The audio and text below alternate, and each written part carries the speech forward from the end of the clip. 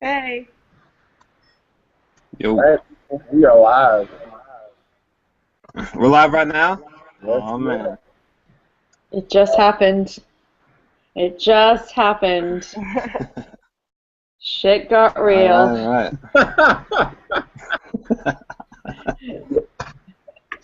And Microsoft.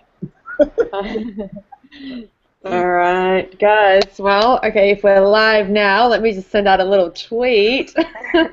Let everybody know that it's happening. Yeah, Um, how are we gonna organize this madness? so what we're gonna do is I'm gonna introduce everybody that's here currently, and then anybody that comes in, we're gonna segue and allow them to kind of speak to you, and then we're gonna go ahead and riff off of that. So we have up to bat right now. We have Nicole. Nicole, you want to talk about your Hi. YouTube channel? Thanks for joining. Pardon? Go ahead and I guess talk about what you do with your channel. My channel? Yeah. Movie reviews, TV reviews. I only started in March, so it wasn't that long ago. But like, I had just one, but I split it to two because I thought it made more sense. Mhm. Um, and yeah, it's fun. I don't know. It's kind of a bit surreal, like talking to people all the way around around the world, just because I never thought it would kind of happen. It's kind Yeah. of a bit weird, but it's cool. Yeah. Yeah, it's pretty epic. Yeah, You got some really awesome reaction videos and movie reviews. And do some of everything. It's pretty Yeah, awesome. it's fun. I love doing them. Then we got Jor-El Alexander YouTube channel. You want to talk about your channel a little bit? yeah. I don't know. I mean, I review a lot of movies, mostly movies, reaction videos to trailers, movies, that kind of thing. Um, Also my own art, shooting like in the middle of a short film right now, and just promoting that as well. But I don't know, just mostly reaction stuff, reviews, and my own art. So Yeah. if you've seen my channel, or if you haven't, there's a lot of cursing, and there's a lot of that. It's all good, So man. You saw your trailer. It this was is pretty me in a awesome. nutshell. Oh, did you? To the movie I made? Yeah, dude. Thanks, I man. can't wait to see the full short film. Man.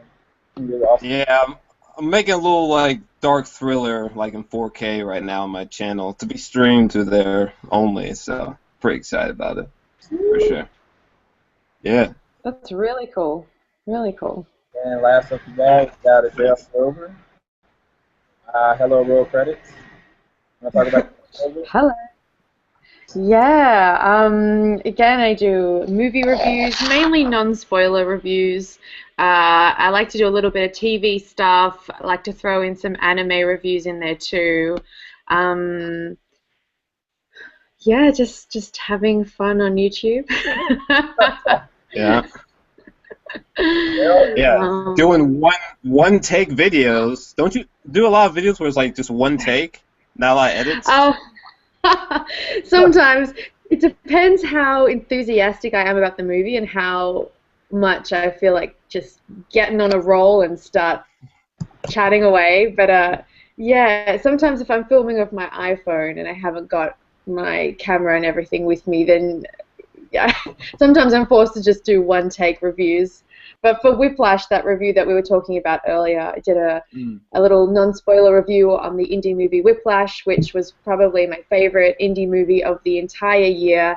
And yeah, I did that off my iPhone, and that was about one take. Yeah. So jealous. Am I the only one who hasn't seen that movie? Whiplash. I Because haven't seen it yet either. Don't feel bad, Nicole. oh, it's so unfair in Australia's cinemas. Either one of Everything comes out so late in Australia. It's just not fair. them. And Very true. Very true. you got my partner in crime, Joseph Johnson. You want to introduce yourself, man? Yeah, I'll introduce myself. My name is Joseph Jackson.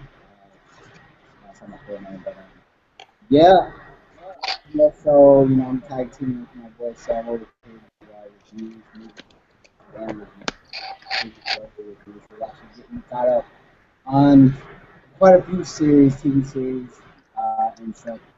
But however, me myself, I am dabbling in the animation department of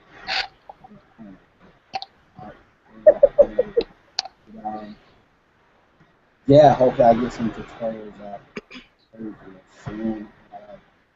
Get some upgraded equipment. So once I upgrade some of my equipment,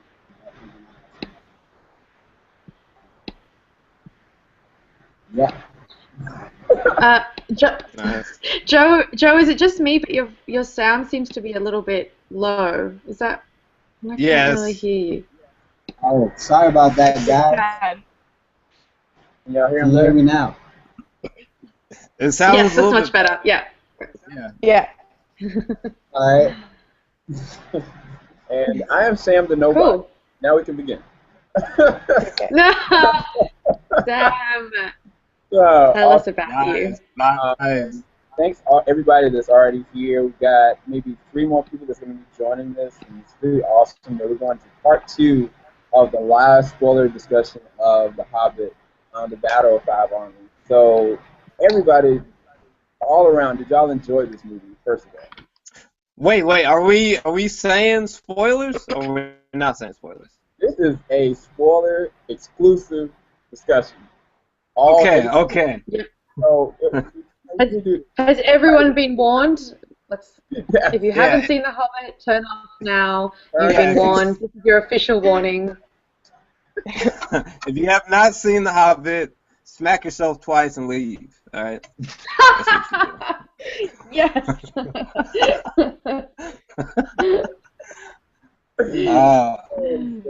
But yeah, did y'all enjoy the movie? I thought it was good. I guess I always found myself comparing it to The Lord of the Rings. I can't really help it, but I thought it was good. Better. I'm not sure. I think Desolation of Smaug is probably my favorite. Yeah. I thought it was okay. I was hoping it would be better, but it was just a good action film. I thought, yes. Nothing will beat that movie. Like I just can't help comparing it, but it was still an enjoyable movie, I guess. More just a fun movie to go see at the movies. Jor-Els? How about you guys? I did enjoy it, but I mean, you kind of have to compare it to The Lord of the Rings since it's like quite literally cinematically tied into to Lord of the Rings, especially with the ending of this third film. And yeah, I mean, I did enjoy it, but there's some big time flaws in this one for me, but enjoyable for sure. I see where kind of everybody's going with this. Joe, Adele, what y'all think? I really enjoyed it. You know, I probably didn't want to see the flaws. I'm sure, like I know they were there, and I know it wasn't a perfect movie. In fact, it wasn't a perfect trilogy. It was very long and drawn out in some parts, and then other parts were just really glossed over where I thought there should have been more detail taken to them. But I mean, I was just so happy to go back to Middle-earth and go back into the world with the characters that you've grown to love, kind of even been forced to love. Some of them weren't easy to love in movie 1 and movie 2. But yeah, I was there. I was in it. This movie, for me, this movie was absolutely better than movie 1, movie 2. And overall I had a really good time. There was definitely like more standout moments in this movie that I really enjoyed. How about you, Joe? Can you hear me? I enjoyed the movie. However, one thing that I kind of went to what I expected. I expected a longer battle sequence. Really? Yeah, I expected a longer battle sequence. It was good, but I just wanted more out of the fight, the in battle. Okay. I think someone might have to fact check me, but I read somewhere that the main battle sequence was like 45 minutes long. I don't know if that's 100. I don't know if that's 100% accurate, but I swear to God, I read that somewhere. That's long. I think what they did, It is they, pretty long. like the battle itself, like it did last for the whole duration of the end of the movie. But it's like Yeah, I Return think of the so. King, there was a lot of Yeah. different battles Yeah. that they chained together, and so it Yeah. felt like the Return of the Yeah. King that it was going in continuous, like the whole entire movie, like it was a battle, and a journey, a journey. It didn't stop, and so I think that's kind of what he meant. He was looking for something along the epic side of that. Is that what you mean? Yeah, exactly. Well, I mean, I definitely felt that the battle sequence, I don't know, for some reason it just felt just kind of like meh. Like it wasn't like with the original trilogy where like Helm's Deep. I was like, oh my God, or like that one place in the third film, Return of the King, it's like Pelennor Fields or whatever. I probably just butchered the name, but the battle sequences in those original films were like way more epic, I felt, or gripping, I guess, than what was happening here. Oh, wow, we got some people actually commenting here. Oh, White Antelope, he wanted to say he got to go, unfortunately, but he's asking if everything can be just put up online automatically. Yeah, it will, definitely, bro. We're going to have it online as soon as we're done with the open discussion. Thanks for commenting. Later, dude. But, it's so cool, y'all. I'm geeking out a little bit. yeah, it's just like, this is blowing my mind. I've never done one of these hangouts before. For me, I really enjoyed it. Like, quite honestly, I'm trying to think how they could have brought everything full circle any better, just to make sure it tied into like the Fellowship of the Ring the way it should. They deviated a lot from the book, as we discussed in part one. A lot. I know y'all weren't there, but it was, to me, I really thought it was a good love song to the mythos that Peter Jackson put for everyone to see on a full scale. I think it could have been a lot better on certain levels, but I can't imagine it ending on a better note. I guess that's the way I can put it. But like you said, Nicole, I really felt like Desolation of Smog, like there was a lot more things that was kind of like keeping my attention, especially the end. Like on the end note, like with having like Ed Sheeran's song come up at the end, I'm like, oh crap, everybody's about to die. It was that epic of an end, you know. So I understand what you mean by that. I understand what you mean.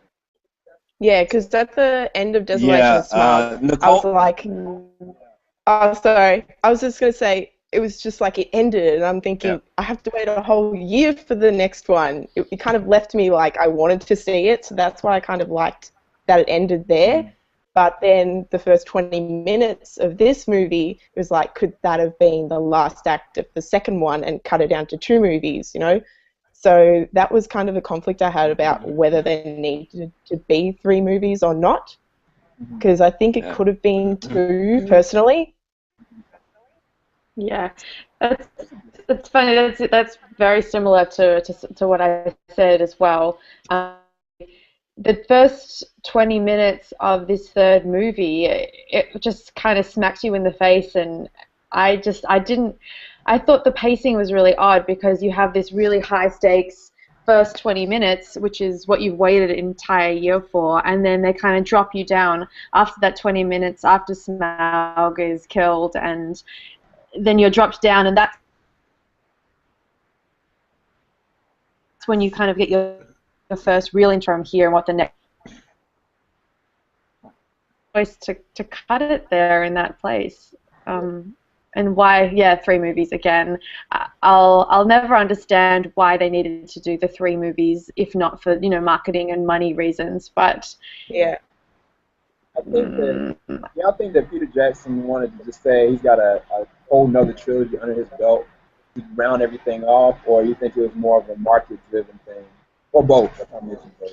Well, I think it kind of technically has to be both because I mean the original trilogy financially did amazing financially. I don't even know if any of the original trilogy made less than like $800 million worldwide. So going for 3 with The Hobbit did make sense in that aspect, but it should definitely been 2 installments for sure. Because I don't know, it just feels so bloated, you know. Yeah. Like I think there was like 40 minutes in the Shire in the Unexpected Journey. Like, Jesus. It was crazy. Yeah, they took ages to actually get into really like the adventure side to it in the first film. It was kind of, they spent so much time in the Shire, and then eventually they got there. It felt quite long, the first movie, longer than it should have been as its own, I guess. Yeah, I agree with that. Did y'all look Yeah, at and I also agree that I think that the Desolation of Smaug is the best one out of the Hobbit trilogy, by far, for sure. y'all look at it in IMAX or regular? Regular. Regular. I think it's regular for me. Okay. And 2D. Oh, you did? Yeah, 2D. I'm Ooh, always yeah, like critical about 3D. I don't know Really? whether I should see it in 3D or not. So, like, it depends on the film, I think. Yeah. So I think the film has to be good enough to stand on its own as a 2D film. So if it's not good enough 2D, then I don't think 3D is going to enhance on it anymore. Like, that's what I kind of think. So I usually go 2D unless it's a film that you need to see 3D. Like, people say it's better in 3D, like Avatar or Gravity or something like that, which I have seen in 3D. This one I stuck with 2D. I just didn't want to pay the extra money either. Yeah, the way that they shot this one, I think they used the red code for the specific camera that they used. Those red cameras, like when I looked at it in IMAX, I kid you not, I felt like I was looking at like a 4K TV. Like it was in such a sharp motion that it took my eyes time to adjust. And I think that CK, Joe, and Ash, I also saw it. They were thinking the same exact thing. Like it looks beautiful. Like the opening shot of like when Small comes, I was like, wow. Like my jaw literally dropped just from just the visuals. But I think that they didn't necessarily need 3D, but the way that they shot it with just the cameras themselves, I thought it was really nice touch. I mean, visually, I was like, I hadn't seen anything like that, period, in any movie that's come out this year. And I thought that, like, Captain America, that was shot really well, but, like, the way that they did with the red camera for this one was unlike anything I've seen. Did y'all notice that? I didn't, also curious if y'all saw a difference. Did you see it in the higher frame rate? I saw it in the higher frame rate in IMAX, yeah. No. Yeah.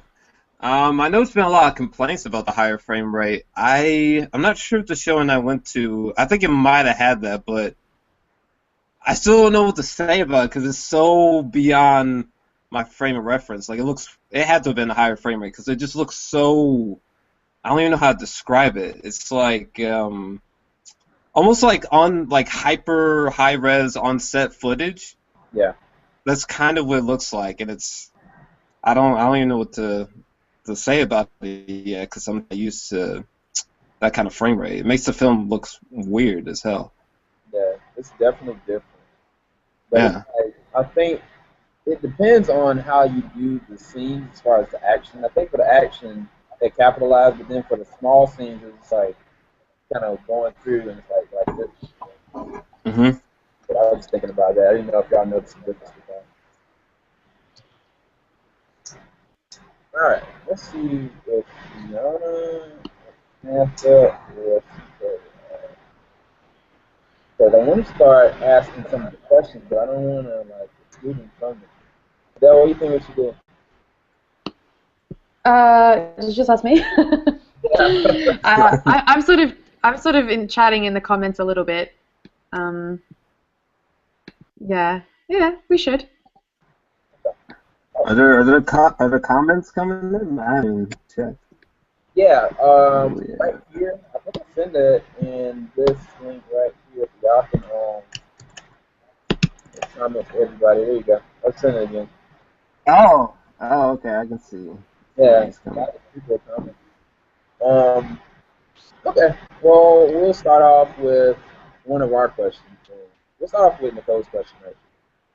So, Nicole, your question was there too much CG to go where it looked fake? Is that correct? Or how do you want to expand on the question? Yeah, yeah. When I was watching it, I was just like, this is too much for me. Like when I'm watching the orcs, there was like a particular scene where they're on like their two sort of beast things, and the two orcs are like chatting to each other. I'm like, this just doesn't look real enough for me, because when I think of Middle Earth, it makes me think of like an actual place, an actual world to me. So when I'm watching it, it takes away from that realism. So it kind of takes me out of the movie a bit. And I just kind of felt like it was a little too much. I mean, you need special effects, obviously, for this kind of movie. But I thought it kind of was a bit overused, probably because in the original trilogy they had so many extras with the proper costumes and the hair and makeup, and they looked so real as characters. Whereas this one, they kind of felt a little fake to me. I don't know if you guys had the same sort of feeling when you were watching it. The exact same feeling. Well, yeah. The overabundance of CGI was insane to me in this trilogy. It almost was like Peter Jackson was like, I don't know if I want to do the Hobbit trilogy. And then somebody showed him like the amount of CGI he could use, and he was like, you know what? Let's just go that route. Fuck it. It's because it's just so much easier. The less they have to do, I guess, when it comes to having to do it on the computer compared to everything else on top of it, and money-wise and that kind of thing. I mean, I wouldn't even say that it's bad CGI, but it's just so, because it is detailed, you know? Like, when you see the white orc that Thorin fights at the end, he really is insanely detailed. Hello. But, We have someone to join. oh. Hi. Hi. Hey. Girl. Is it Simantha? Hi. Hi, how are you? Hey, I'm good. Nice to meet you finally. I know, this is the first time we're talking real time. I've been watching your vlogs. Thank you. Loving your vlogs. Oh, thank you. Very funny. Yes, it's summer here in Australia, that's right. I know, it's amazing. No. Wait, Jor-El, did you just want to finish your point and then we can come back? Yeah, no, it was just basically that there's too much CGI, and Peter was like, hey, instead of making it look really real, let's just splash CGI everywhere. But that was my main point. Thought there was too much of it. Okay, yeah, it was probably overused in parts, especially I have to bring in one of the dwarf leaders. I forgot his name, but it was played by the actor Billy Connolly. Yes. That was way too much. What was that about? I mean, no, that. Are you talking about the one that Thorin tried to drown in that ice river, or no? No, one of the dwarf leaders in the final battle that come. Oh, dwarf leader. Gotcha. What's his name? Not Balin. His name Balin? The golfer? I can't remember. No. The one that's riding that crazy big warthog with the tusk. Yeah, the pig or whatever. I don't know.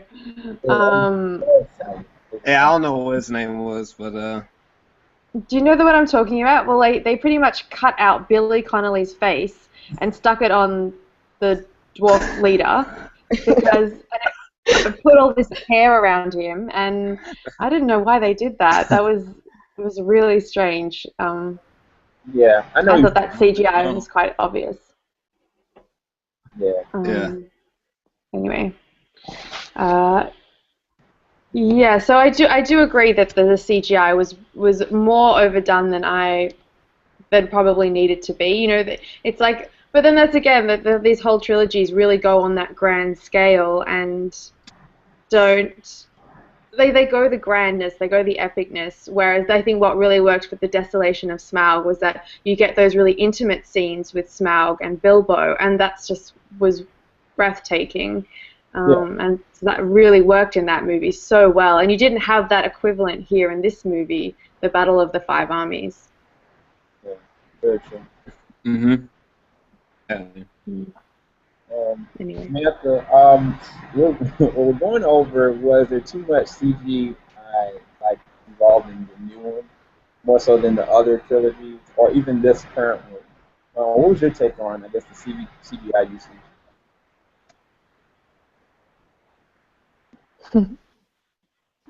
Anyone contributing?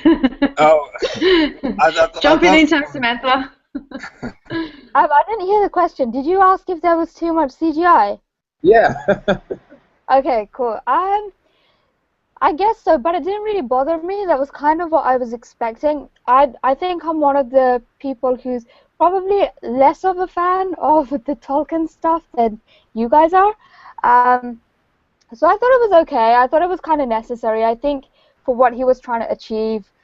And I thought it was quite nice. I let it wash over me, to be honest, and because it was a big battle scene. It was epic. So I just sat and just enjoyed. So it kind of reminded me a little bit of Narnia ages ago that came out, and I was a bit, oh, this is kind of similar. Feeling. Yeah. I kind of felt the same way. Like, when I went into this one, I kind of knew they were going to go the heavy CG route. So I tried to make sure I didn't compare as much as possible. I tried to go in with low expectations and non-comparison of Return of the King. Because Return of the King was one of my favorite Lord of the Rings that they have ever done. And I was like, I'll see how they can really top it, you know what I'm saying? And so when I saw, like, the set pieces, and I saw, like, the locations where they actually shot at, and some of the practical effects that they did use as far as with the fight sequences, I thought were really cool. Especially, like, when Thorin had his final sequence on the ice, I thought that was a really nice touch. I thought that when they were actually, like, taking people and going to different locations, I thought that was really reminiscent of Middle Earth.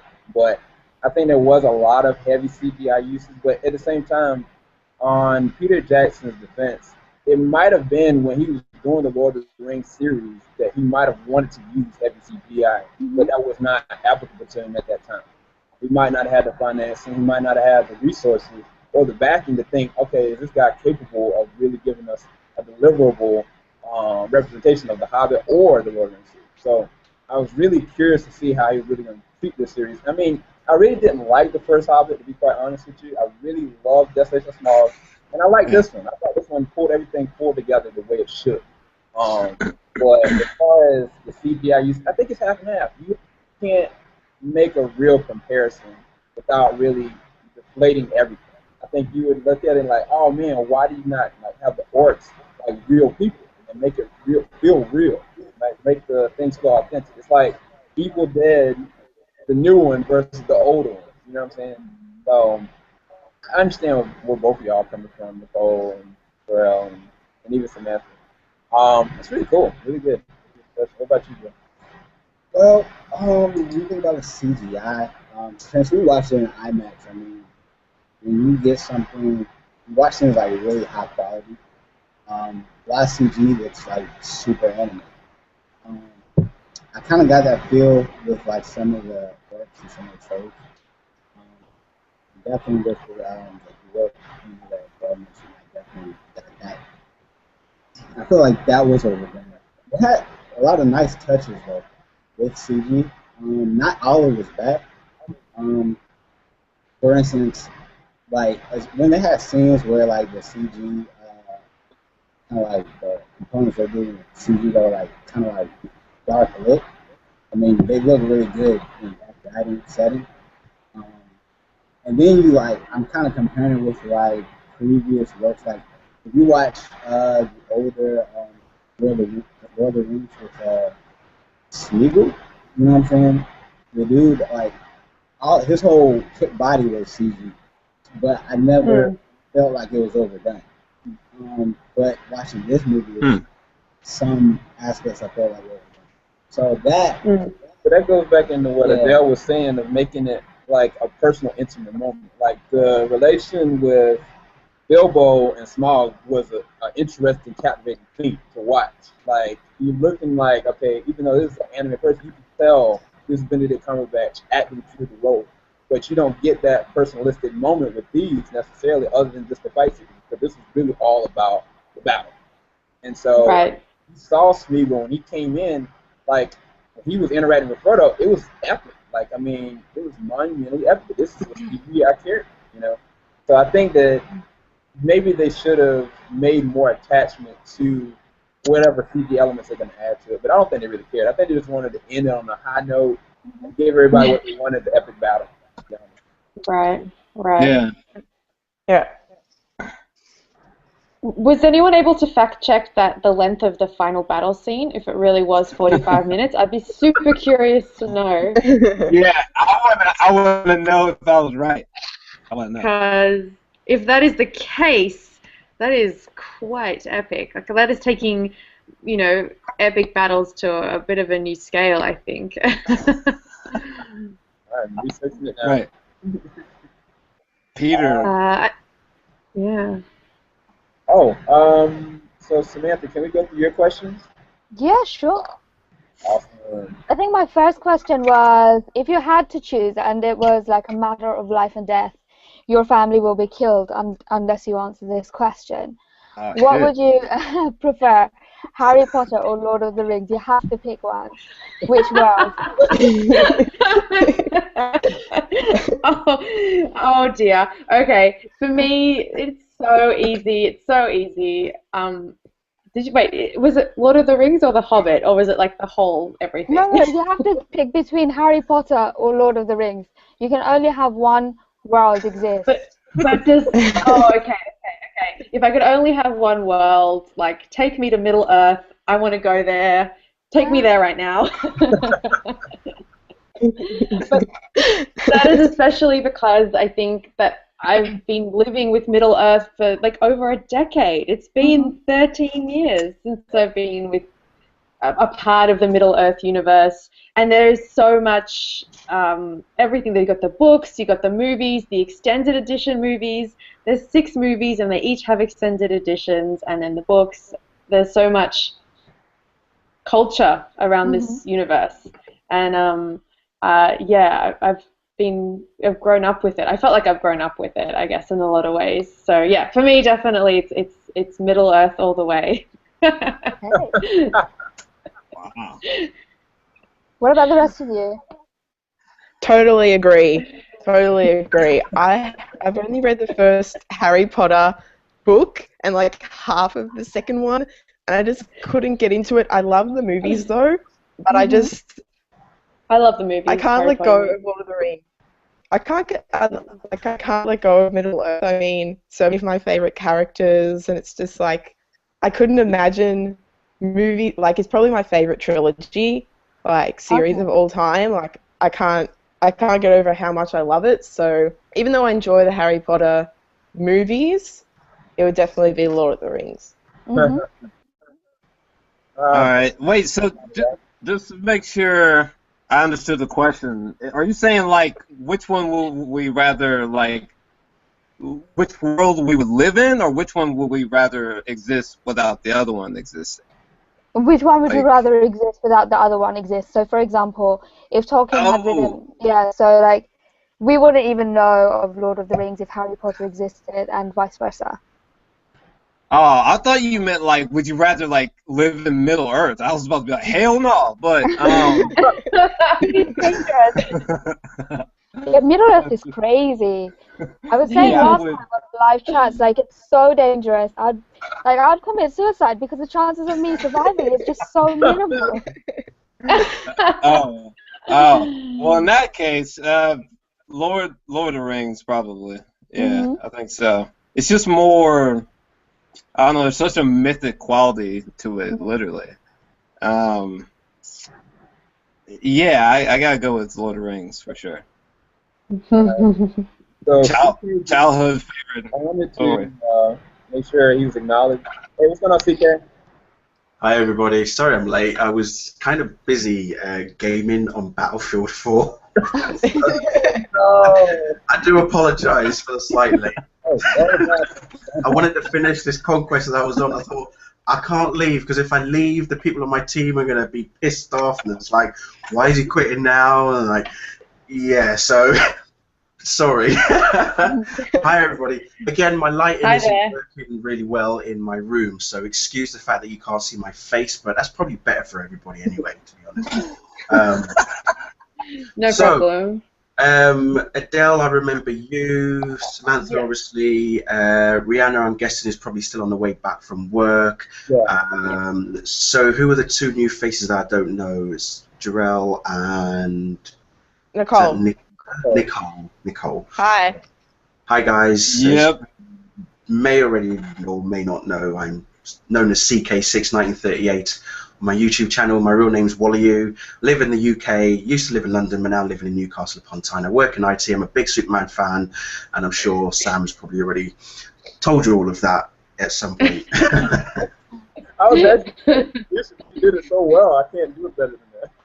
That was a good introduction. I feel like you've done that before. Yeah, I think I have. Perhaps. Yeah. So, what were we discussing? Sorry, as I was rudely interrupting you guys. Oh, this was a big one. Take it away, Simantha. My question was, we came up with a bunch of questions. So my first question was, if you could only have the world of Harry Potter exist or Lord of the Rings exist, which one would you pick out of the two? And so far, it's 3-0 to Lord of the Rings. Wow. You haven't told us yet, Samantha. Jeez, that's a tough one, even for someone like me, and I'll tell you why. Because I haven't read either of the books of both of those franchises. However, that being said, I would probably also go with Lord of the Rings, not because of the fact that it's Lord of the Rings, but because of the fact that the books that I have read, I don't know if any of you have heard of an author by the name of David Eddings. He's written like other fantasy-related books. Two particular stories that I've been reading of his titled The Belgariad and The Malorian, and they basically, both stories have 5 books each, and they are set in a fantasy world like Middle-earth, essentially. And that was actually the first sort of real fantasy world, you know, type story that I've read when I was really young. So for me, whilst everybody else was growing up with Lord of the Rings, I was growing up with David Eddings and his stories.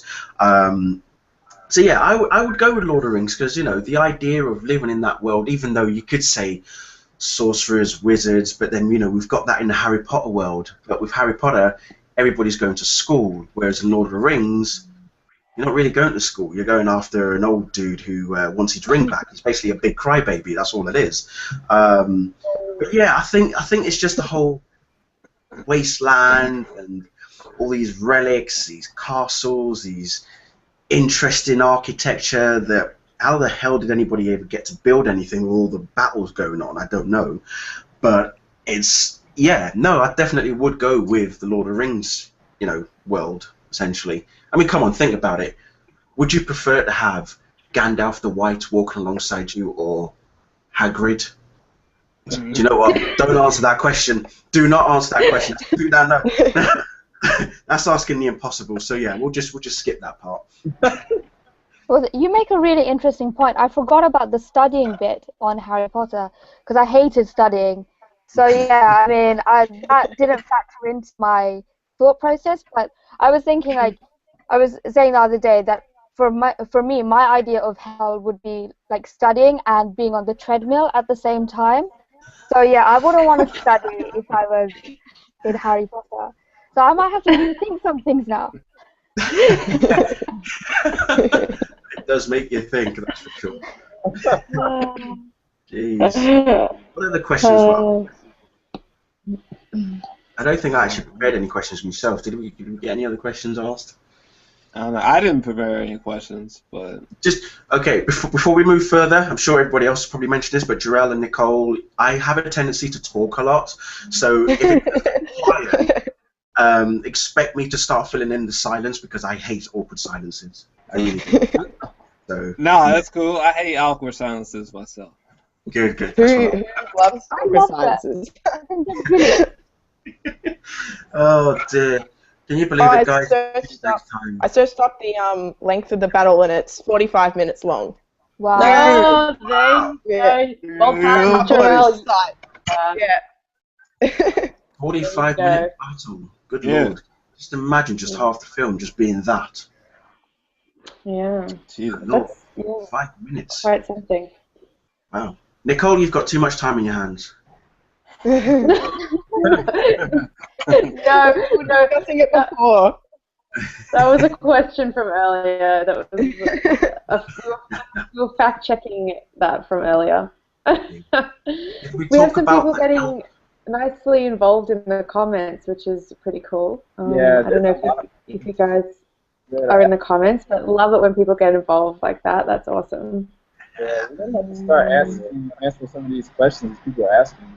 A lot of different Yeah. questions that they're asking. What sort of questions? Where's the YouTube link? I don't have it. Give me. I'll resend it. Hold on. While we're doing that, Samantha, what was your second question? Because I really like that question. Yeah, my second question is because I was first introduced to Peter Jackson from watching his film Heavenly Creatures. So I really, really like that film, and it's a very different style to Lord of the Rings. So my question is, what do you see, where do you see Peter Jackson going in terms of directing, and what would you like to see him do going forward? That's good. But That's a great question. Just before we answer that, is Heavenly Creatures, is it a 90s film by any chance? 90. Well, it stars Kate Winslet, Kate and Winslet. that I girl. thought I recognised that film. I love Kate Winslet. She's like my favourite actress of all time. I actually did confess my love to Kate Winslet one day, and it was very memorable. I'm just going to leave it there. Thanks. Yeah. Sorry. Answer the question, please, someone. I honestly would love. Well, I don't know if y'all have heard that they're going to be doing the Star Wars trilogy. Like, they're going to go from number to number. But now that Disney has the rights to Star Wars series, they're going to be actually doing like different variations on different like set pieces. As far as like, okay, if somebody random director wants to do something as far as Star Wars related or add the characters in, they can do that. I think that having Peter Jackson direct a Star Wars film, I think like everything, the world would shut down. If he does it the way I think he would, like he'd be the one person I know would go out there and beyond. And I haven't seen him do anything like as far as space related or as far as like science fiction. I've seen him do like more so like medieval science fiction. So I think that seeing him do a Star Wars movie, I would geek out. I would freak out if I saw him. Wow. I can't really see him doing a Star Wars movie, to be totally honest. And I'll tell you why. Purely because I think he's more of a... I mean, obviously before he delved into the Lord of the Rings Middle-earth universe, I think he's more of an indie director. I would say that he would probably go back to doing things like Heavenly Creatures, you know, indie-type movies. I think he wants to eventually go back to that. Unless, of course... if he was approached by Disney, which I'm sure Warner Brothers may not want to happen, given that he was under contract with Warner Brothers with all the Lord of the Rings and Hobbit movies, who knows? Maybe he might want to do a Star Wars standalone movie. Maybe he might want to direct Episode 8 when we eventually get to that one as well. But I sincerely cannot see him doing anything of that magnitude. I can't even see him doing like a superhero comic book movie, to be totally honest as well. It just for me it just seems a bit out of his realm essentially, and try not to read too much into that pun that I've just mentioned there. But I think Peter Jackson is more of a sort of like an indie type related director, and he might go back to smaller budget movies, who knows, or he could eventually find another style in the world of Lord of the Rings and delve into that universe again. You know, I know that there's a story again that was, is it the Silmarillion or something like that? The Silmarillion? Yeah. Something like that. So again, a lot of people are thinking, is he going to start delving into that as well?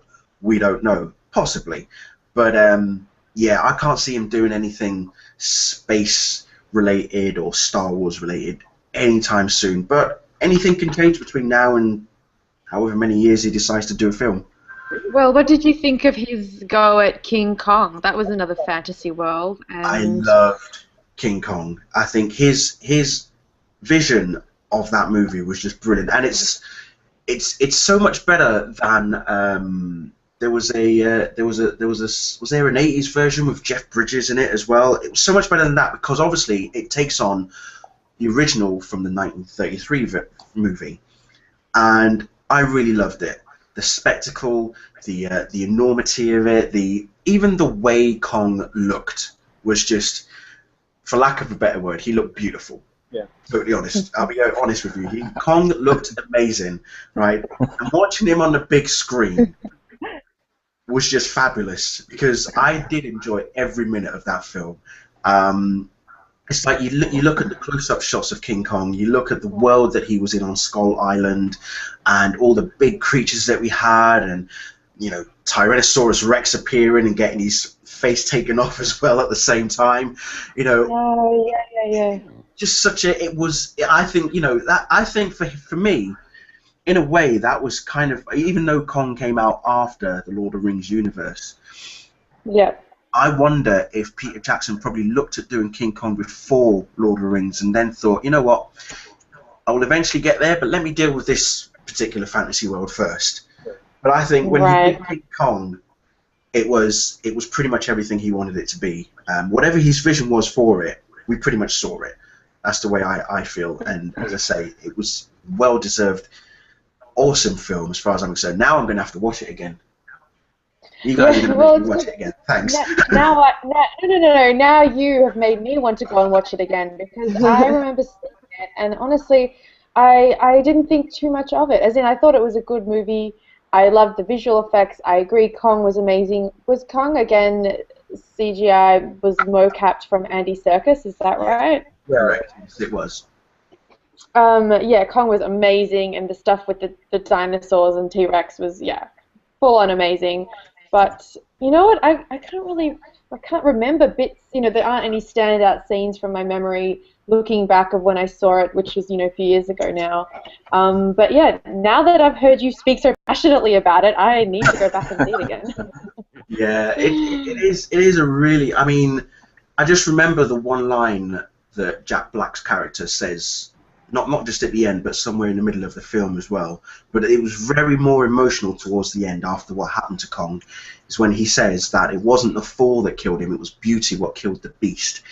And that line was just so essential to the movie. It made you realise that at the end of the day, it wasn't about the fact that he got shot down by the planes. It was the fact that he fell in love with a female, and it was that love was what killed him in the end. And it's very interesting seeing that reaction between an interaction between a human and a 50-foot gorilla. And it's like, okay, how does this work?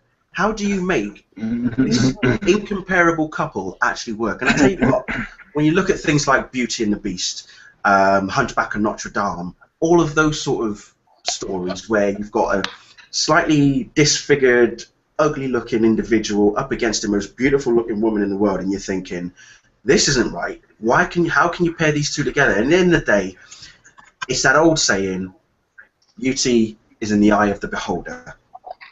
Clearly, Kong saw something beautiful about the female, and at the same time, she obviously saw something beautiful about him as well. And in the end, it ended up killing the poor bastard. This is the thing. So. Yeah, it is a beautiful film, and I am going to have to watch it again now. I'm going to have to watch it tomorrow. Cheers. Yeah, I just want to add that King Kong is amazing, and Jack Black is amazing, and he has superpowers. But let's keep going. Okay, can we go back to The Hobbit? Seeing how we were talking about Beauty and the Beast and like loves that shouldn't be that are there. Shall we go back to The Hobbit and that love story there? So you want to delve back into Tauriel and Killy? I'm taking it. The elf and the dwarf. Yeah, I'm sure it's been a lot very in-depthly discussed already, but if anyone else has any further things to talk about with it, I'm all ears.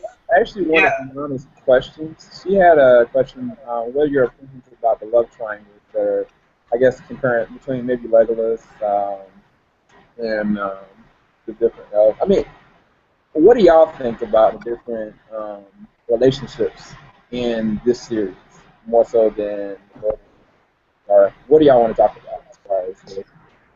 I think that in the original trilogy with Arwen and Aragorn, I thought that their relationship was a bit more like relatable and realistic.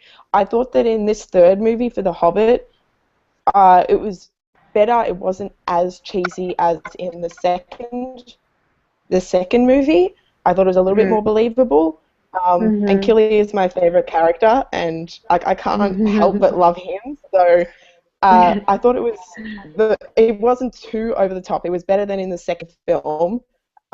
And it was believable. I thought when he was like, passing the promise stone to her, it was really sweet. And when he died, like, don't even talk to me when he died. I couldn't. Tears, like, I was bawling my eyes out. I was so upset. But coming to like the romance, I thought it was a good love triangle. But with Lord of the Rings, it doesn't really feel like it needed to be. There wasn't necessary. I don't know if it was in the book or not because I haven't read the book. Just because she's an added character, so it wouldn't be in the book, right? Rihanna's really sold. Yeah, she's read the book, so that's not in it. Yeah, so that's been added in, and I don't know if it really it didn't really need to be there. Like, that wasn't a story that I kind of was interested in. I was kind of interested in everything else. So I love Killy, and I love, I'm in love with him. He's my favorite character, but it didn't feel like it had to be there. But how else would there have been some female perspective in the movie if they didn't bring in Tauriel? Yeah. It would have just, it was pretty blokey, like so much man, testosterone. For me personally, that was the highlight, the relationship between, because I've read The Lord of the Rings and I've seen the films, but that was ages ago. And so when I went to watch The Hobbit, really, I kept on waiting for Tauriel and Keely to get together and stuff, and to see those scenes. Those were the bits that I enjoyed the most, I have to be honest. I think if they weren't there, I might have not paid as much attention, because I was just, kind of looking forward to seeing them back on the screen and stuff and seeing how they interacted. And I also like the fact that she was an elf and he was a dwarf, so how would that work? I was just kind of thinking, so, what would be the mechanics of it all and stuff. So that was kind of interesting as well. The mechanics. Think about the mechanics, to be honest. Between the dwarf and an elf, no one wants to think about the mechanics.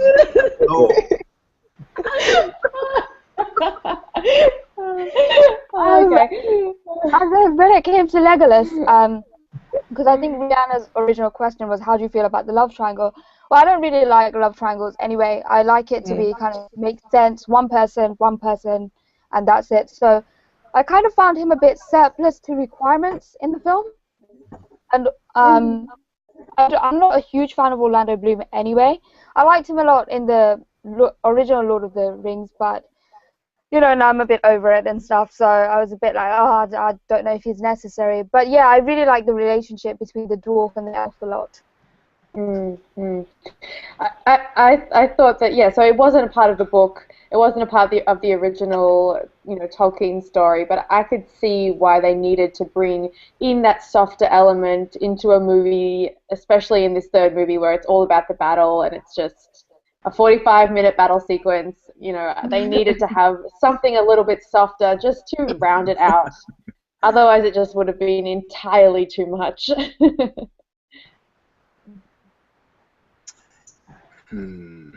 I think the relationships in the film were in the Hobbit films.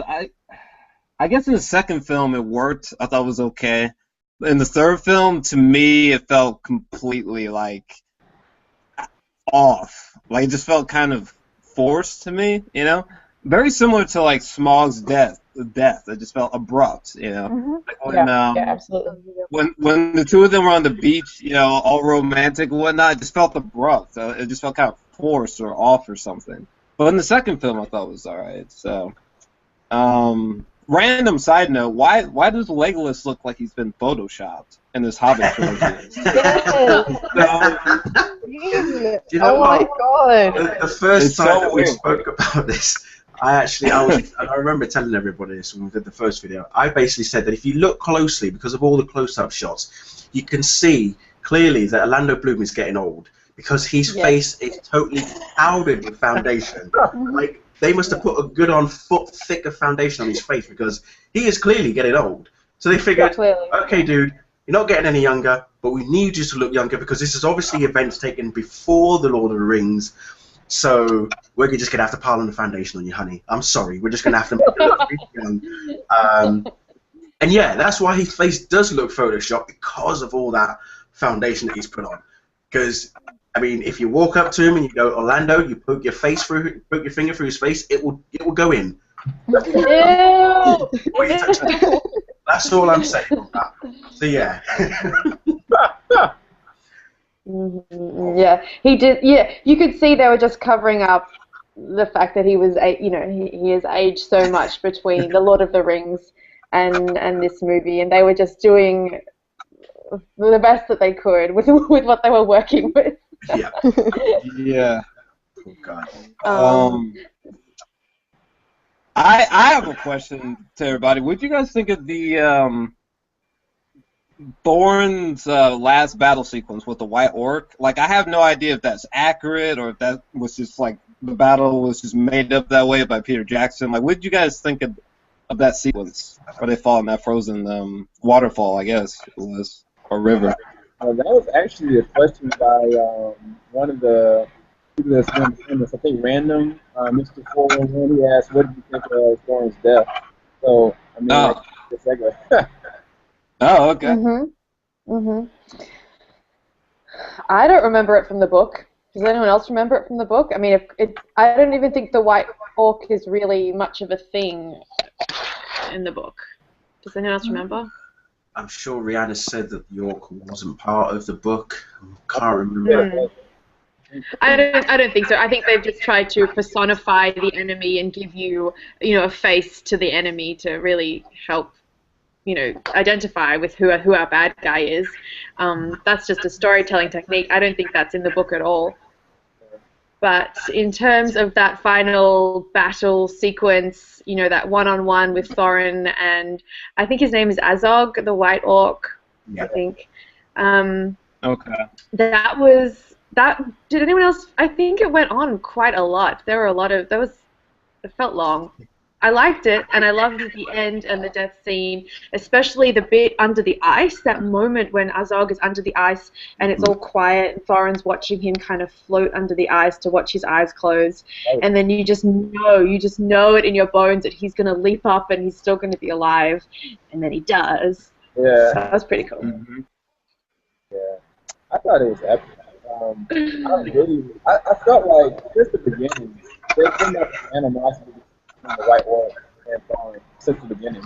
The way that they kind of played each other, as far as like Thorin, like he's the redeemable anti-hero in the sense of like he's lost people, he's trying to regain everything by his own kind of movie.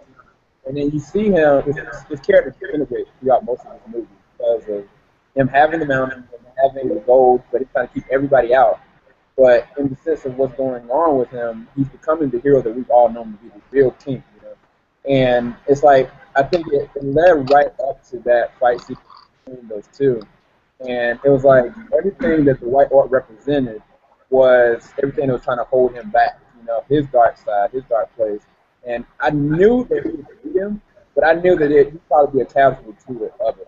And I really loved how they set up everything. Even from him watching like his brothers getting killed that way, like it made it even more compelling for me. I really enjoyed the last final sequence.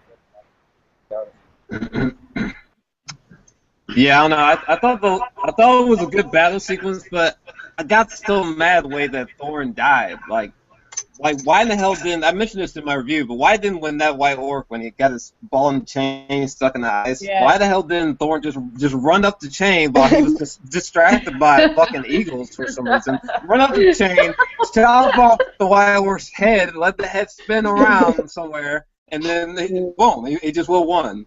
He would have saved the day. That's what he should have done. That's what he should have done. That's what he should have done. He should have.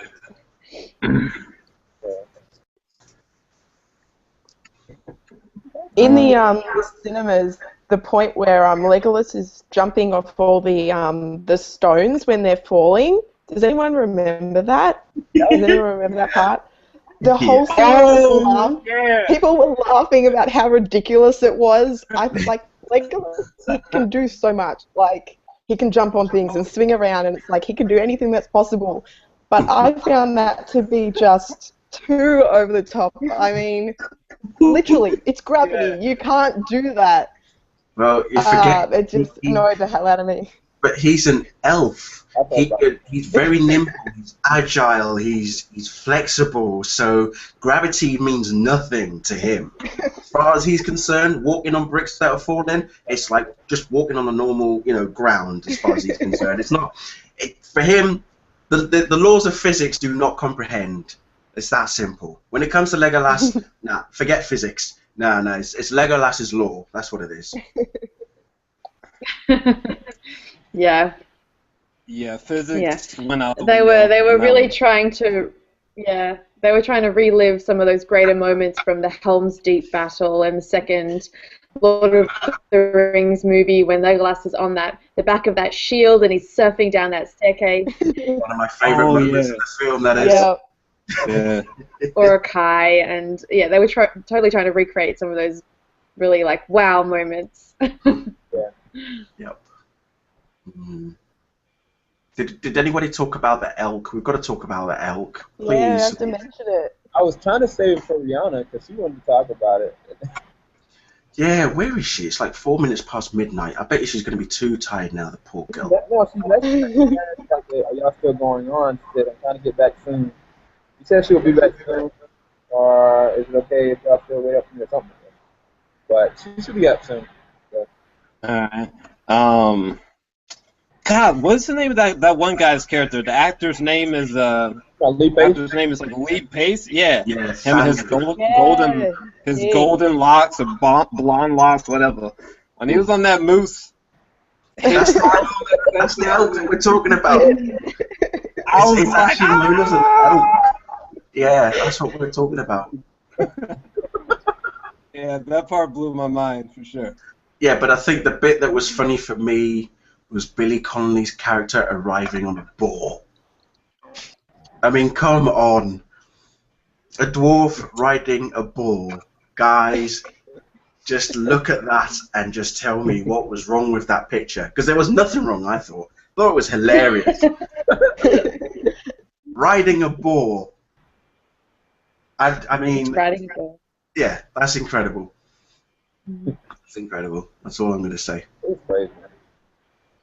I had a question, a random question. Is there some kind of like old relationship between Gandalf and what's her name, Galadriel? Oh yeah. I feel like maybe they go way back in the day or something. Alright, Gandalf, eh? Alright. They go a few centuries back. I really felt like there was a potent history there, and they portrayed the character so well. I don't know. I was interested what y'all thought about it. Is that mentioned in the book, possibly, or hinted in the book? I have no clue. I don't remember seeing anything like that. Never been. But yeah, they have been. Like it's been centuries. Yeah, like they're super old. But I don't remember them hinting any sort of bigger relationship than just friendship. So I loved that in the movie they hinted at it, but they didn't give it to you. You know, you might not have seen it if you could have easily missed it. And I thought that was a really fun little layer that you can only really do, so well in a movie that you could blink and you could miss that. That was cool. Yeah. That wizard fight was epic. I thought it was awesome. So epic. It So was awesome. so cool. So cool.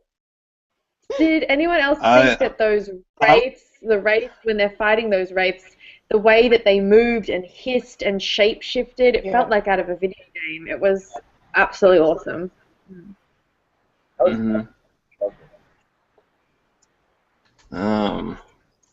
I just like that one dude's voice. What's his name? Saruman or whatever? Saruman? Yeah. That dude's voice is amazing. He's like, oh, crazy voice.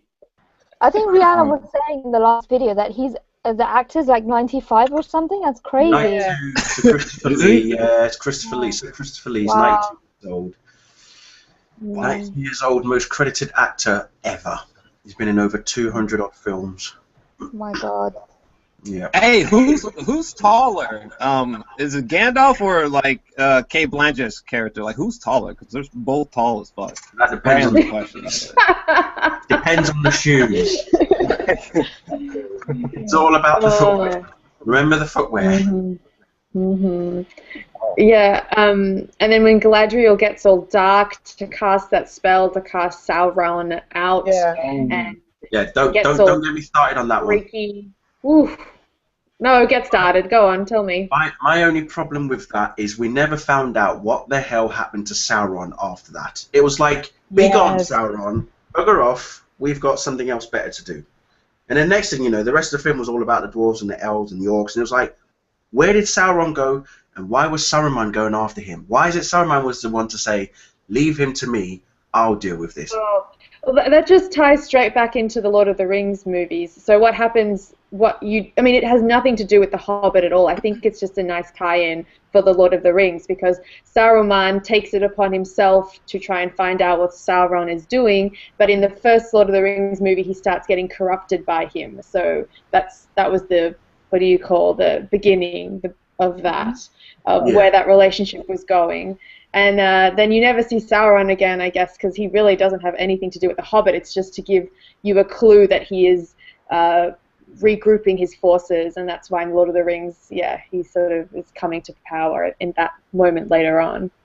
But I just wanted to see him build his tower in Mordor, that was all. that was my only downfall. I just want to see his tower get built. You want to see his tower? yeah, in that sense. Whoa. God, this video's just taking a wrong turn. Right. Oh, dear. Yeah. Anyway, moving swiftly. Anyway. Oh dear. Quick, someone say something. Awkward silence.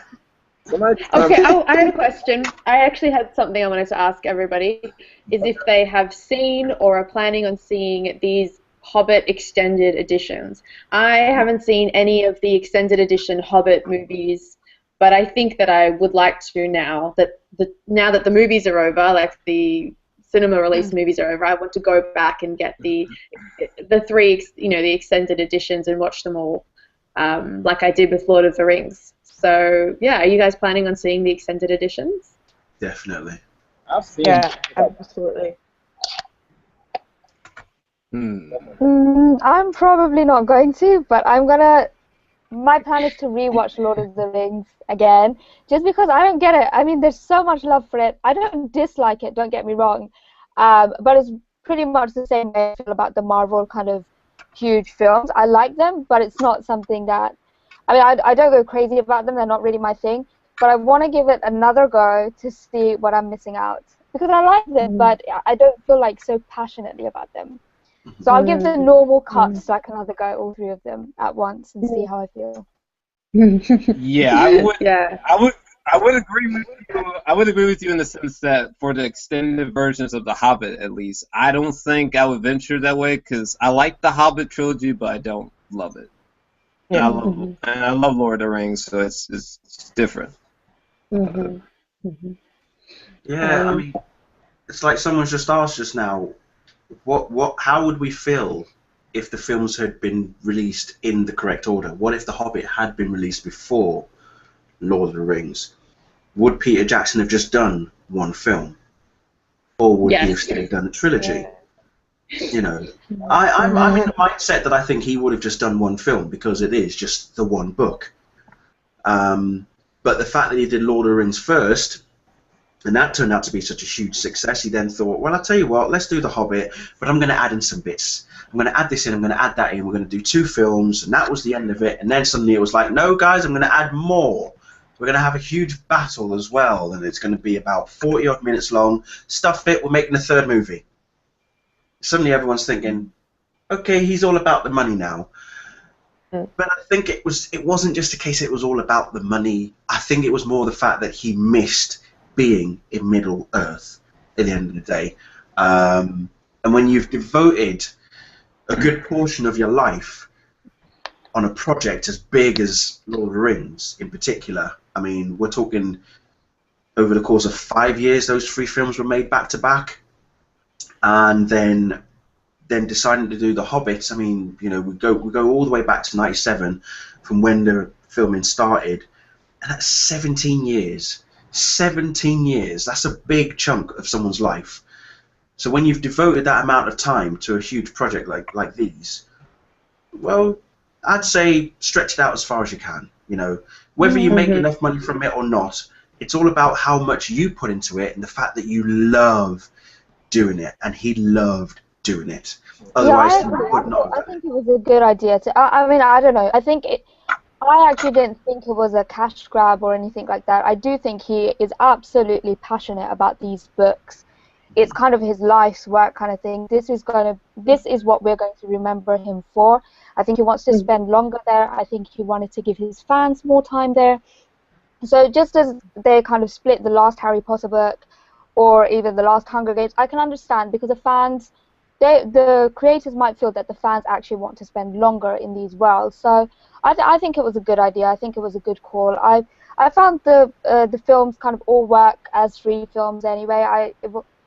I'm sure like if they'd left out a lot of the add-ons that people are saying that wasn't in the book, they could have probably filmed it in one. But I liked all the tie-ins to Lord of the Rings. I thought that was quite cool.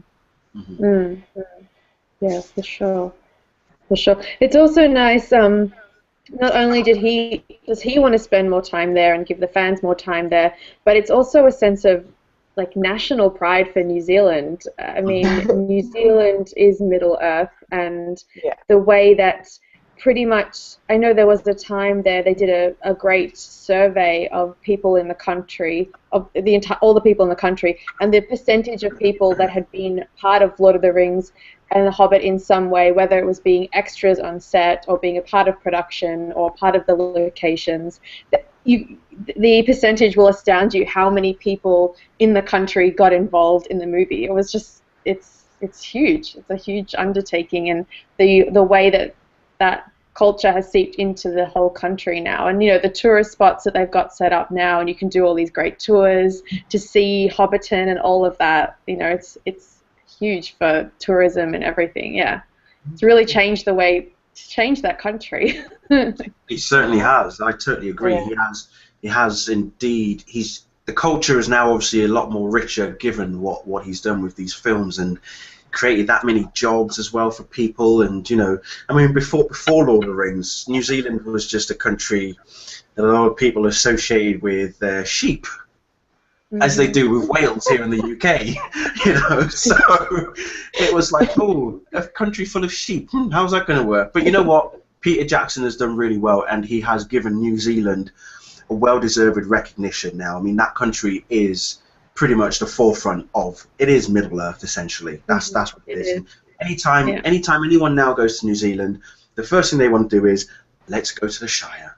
Let's go to Middle Earth. Let's have a look at these places, you know. So, and why not? Because I think he has done New Zealand a service, and obviously everybody in New Zealand is happy about it. And no matter how you feel about what he's done with The Hobbit and what he's added in and what he's taken out, at the end of the day, you know, he has done New Zealand a really good service, and I think everybody in New Zealand is very, very happy with the outcome. And look at all the adverts that they've done, like all their airlines and stuff. I know. All those cool and awesome adverts that they've done. And even one of their airlines had a massive artwork of Smaug all over it for once on one of them as well. You know, it was Air New Zealand. Yeah. Yeah, Air New Zealand. So you're flying to New Zealand in style. Yeah. You know, you've got Smog. outside. You're going to feel protected, basically. Yeah. One Cool. of the comments that somebody made, do you think that there will be more films set in Middle Earth? Like, given the fact of everything we just brought up, like, do y'all think that there are going to be more Middle Earth movies that are be coming out soon? Oh. I don't think soon, but definitely, absolutely. The franchise is there. It's built. It's ready made for another, anybody to kind of jump in and take over. I think Peter Jackson obviously would be the best fit for anything to do with Middle Earth from now and forever. But if it's in a decade or so, it's ready and waiting, and they'll redo it, of course, at some point, like they do any any sort of franchise that has made as much money, as this one has. Yeah. Give them 50 years. I think. I mean, we'll definitely be seeing Middle Earth again, but for me, I'd rather them just tackle the inevitable Silmarillion that they keep saying, there's like copyright issues right now, and it's kind of like, it seems unfilmable at the current moment, but I think they need to just tackle that and maybe just focus on that for a little while, which would probably take a long time because of the copyright issues. But outside of that, I don't know how interested I'd be in Middle Earth tales outside of the Silmarillion, but that's just me. I just don't want them to, how should I put it? I don't want them to like Smallville it, like just stretch the story out, you know what I mean, with all the current actors and whatnot. Smallville.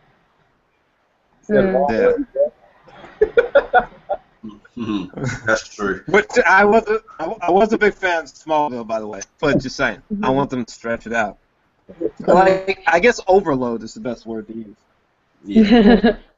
So it's not the last time we'll see Middle Earth, I'm sure of that, but I guess it is the last time we'll see Middle Earth looking like this with these actors. I mean, I don't think Orlando Bloom could handle another trilogy. There's not enough Photoshop. There's not enough Photoshop in the world. No. There was another question that somebody had asked. Is in regards to The Hobbit, do you think, like most people, not me, that Peter Jackson has lost his touch as a director? That's a really strong question. Oh, wow. That's an honest one. He lost his touch. I think he needs to take a bit of a break. I mean, it's been Lord of the Rings for so long and Hobbit for so long. And I do think one of the problems that people have had is they felt it was too long. Even the fans, I've heard them saying, oh, but it was only one book and stuff. So that might be that thing that he got a bit lost in it. So I think if he took some time off, regrouped, and maybe focused on a different project, maybe not even fantasy, maybe something smaller, and then he could come back and do another big franchise. Because I do think, actually, if he did tackle Star Wars, that would be something that I would be very interested in seeing. So yeah, I don't think he's lost his touch, but I think he needs a break. Yeah, he does need a break. He definitely needs a break. And every major film director needs a break. I mean, you look at James Cameron, for example. After Titanic, he then started working on Avatar, and then that was, we're talking, Titanic was 97. Avatar came out in 2009, so you can imagine how long he needed. And he's obviously been working on Avatar since after Titanic. So it's taken him, we know that it's taken him roughly 15 years to develop the technology in order to bring Avatar to life in the way that it did. Not to say that he wouldn't have taken any breaks during those 15 years. I'm just saying that, solidly he wouldn't have been working on the technology for Avatar. It was just that, yes, he would be taking breaks. And, you do need the break, because why wouldn't you? And Peter Jackson definitely needs the break. He deserves it, really, to be honest. Yeah. No reason for him not to take a break now. But, yeah, who knows? We'll see. If he decides to take a 10, 15-year break, then by all means go for it, you know. But he will be sorely missed if that happens. I think obviously he's really good at doing franchises and bigger films, but I'm the same. I think I would enjoy to see him do smaller, even standalone, like single films rather than like trilogies, just because that's what he's been doing for so long and that's what I know him mainly for. So I think it would be good to see him do something a little different and a little smaller, just to see what he can do expanding out of that Middle-earth, because he spent so long in this world. So it'd be good to see him do something a little different. I would definitely like to see him collaborate with Guillermo del Toro again, because I know with him helping him out with The Hobbit as well, I would like to see them to do something together as well. And when you've got del Toro on your team, you're pretty much invincible as far as I'm concerned, because that guy is like just walking magic. Any film, any project that he does, it's just awesome. Oh yeah, were you a fan of his show The Strain?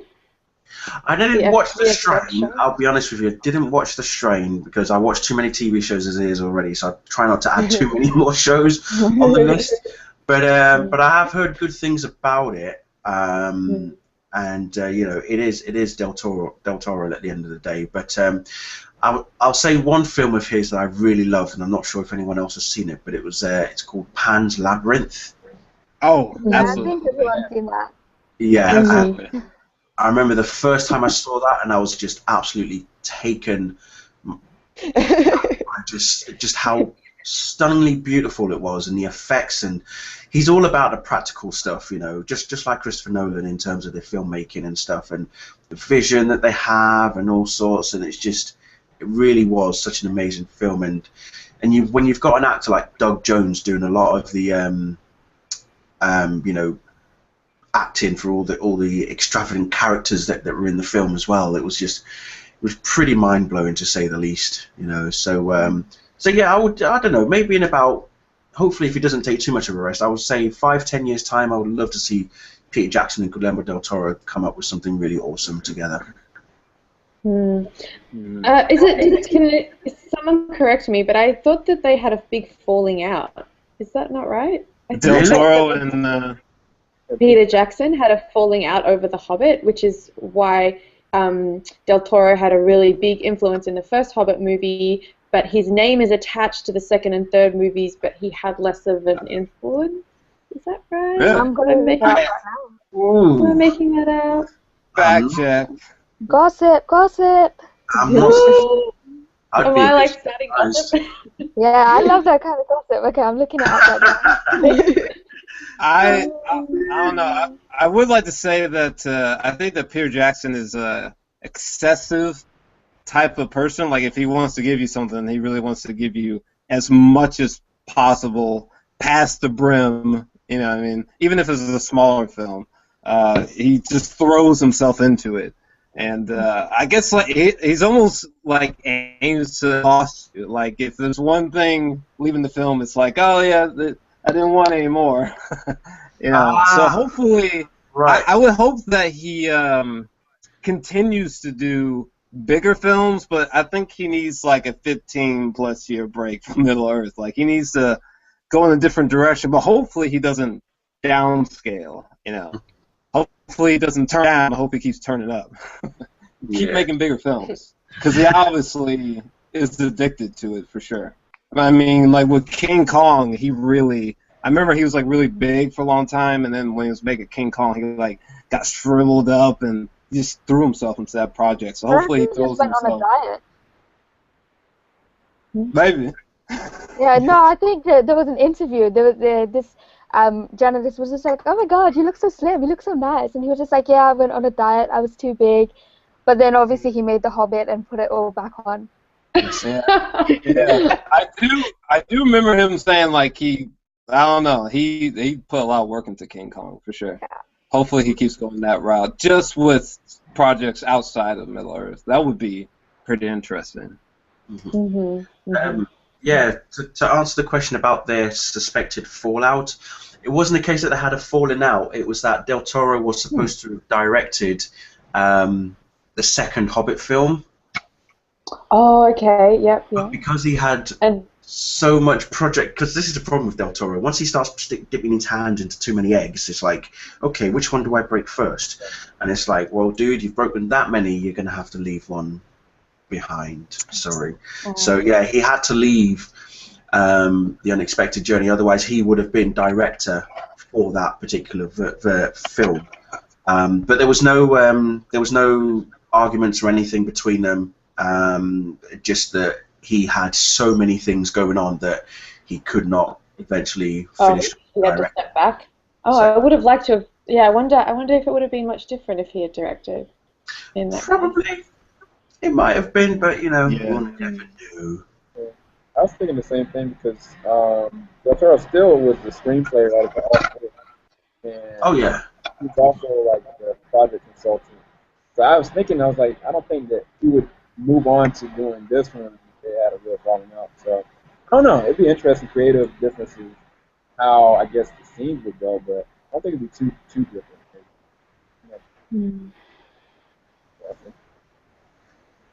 Yeah, I demand to see a science fiction Peter Jackson film. That would be interesting. Yeah, I'm with you there.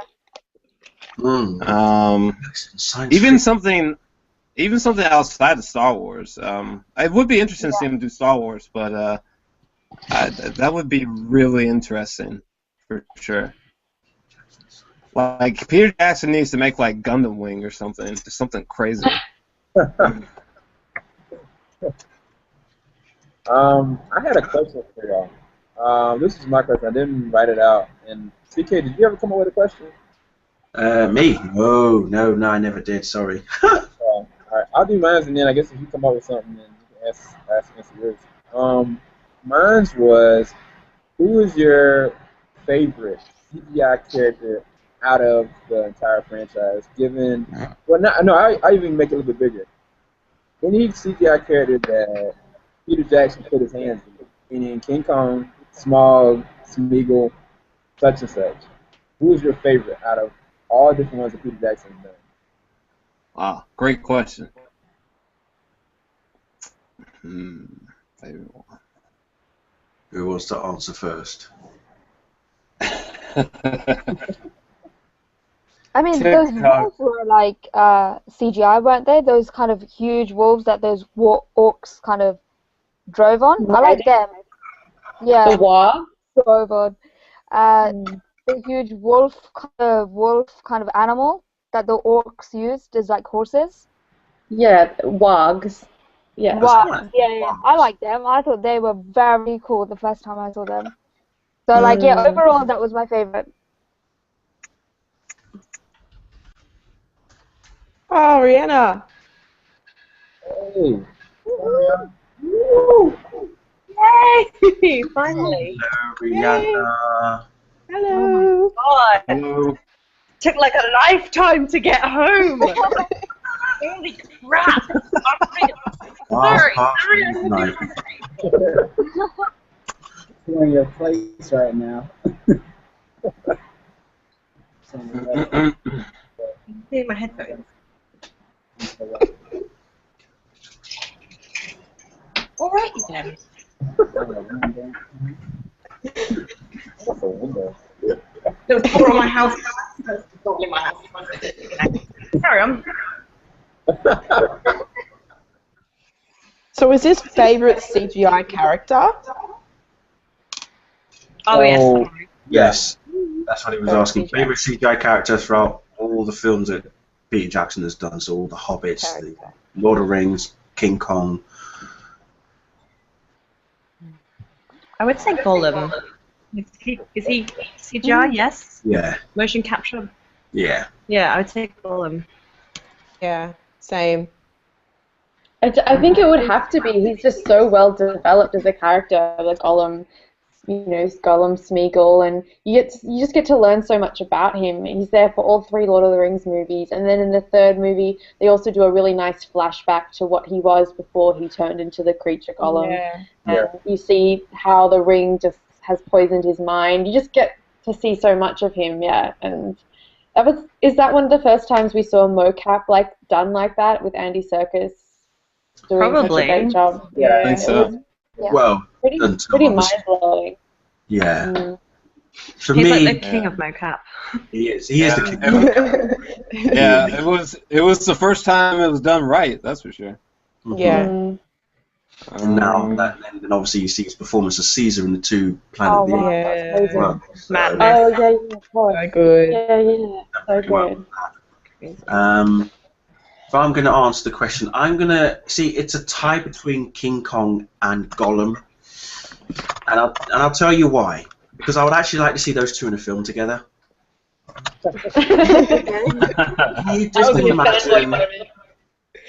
Just imagine King Kong just minding his own business in his Skull Island, and along comes Gollum, and it's just like these two would just be awesome together. I don't know why. I can just see little and large, basically. Is all I'm seeing. They would probably make a pretty good comedy duo, I think. I can just see the hilarity ensuing between the pair of them. You know, Kong trying to act all nonchalant, and there's Gollum thinking, precious. You know, Kong's like, no, dude, not here. There's no such thing as precious. Not in my domain, there isn't. I mean, you can go get your own precious if you want, but not happening here, sunshine. But I think they're making another one they are. with Tom Hiddleston in it. Yep, Skull. It's actually, That's the only reason I know. it's going to be called. It's actually going to be called Skull Island, and it is a Yeah. prequel, essentially, to King Kong. So we're going to see a whole new universe now for the Skull Island universe and franchise. Yes, and Tom Hiddleston's going to be in it, and they've announced another actor, and I've just completely forgotten who it is now. Oh Lord, hang on, I'm just looking for it. Who's But yeah, directing? well- Because I think Jackson and Del Toro would be really good on that project together. Yeah, Jackson did say that he would love for Del Toro to do it, but we have no idea who is actually going to direct it. I don't think they've actually got a director for it yet. Well, is his next project Tintin? Well, considering was it Spielberg who did Tintin? Yeah. I think he did it first, yeah. Yeah, Spielberg and Jackson. Yeah, so Spielberg did the last Tintin film, and I know Peter Jackson was involved in that one, and I think Del Toro was as well. So all three of them, the big cheeses there, all three of them being involved in that major project. And Dream Team. yeah, I wouldn't mind seeing Peter Jackson tackle Tintin, to be perfectly honest. Hey, J.K. Simmons is the second. You what? Second actor. To the Skull Island. Yeah, Skull Island.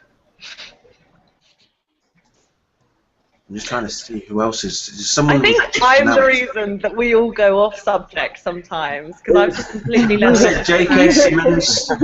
It's J.K. Simmons who's also going to be in it. Oh, yeah, that's right. That's right. I Yeah. forgot about that.